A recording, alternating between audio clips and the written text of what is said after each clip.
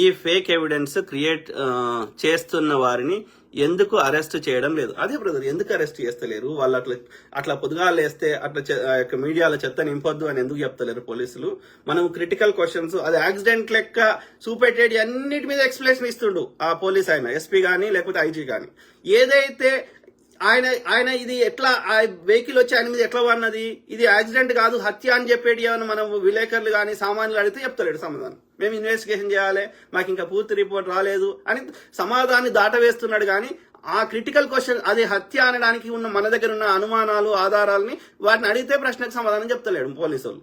అంటే ఏంది, వాళ్ళ క్లియర్ ఇన్స్ట్రక్షన్స్ వచ్చినాయి, ఇది యాక్సిడెంట్ అని ప్రూవ్ చేసి కేసును క్లోజ్ చేయాలి. అది పోలీసులు అట్లా చేయాలంటే ఫస్ట్ ప్రజల్ని మెంటల్ గా ప్రిపేర్ చేయాలి. కాబట్టి ప్రవీణ్ బ్రదర్ మీద ఈ వాళ్ళకున్న అమ్ముడుపోయిన మీడియాలలో చెత్త నింపుతా ఉన్నారు, ఇది తాగిండు, ఊగిండు, తూలిండు అని. ఎట్లా ఎవరు నడపలేరు? ఎవరన్నా మీరు తాగి నడపండి చూద్దాం.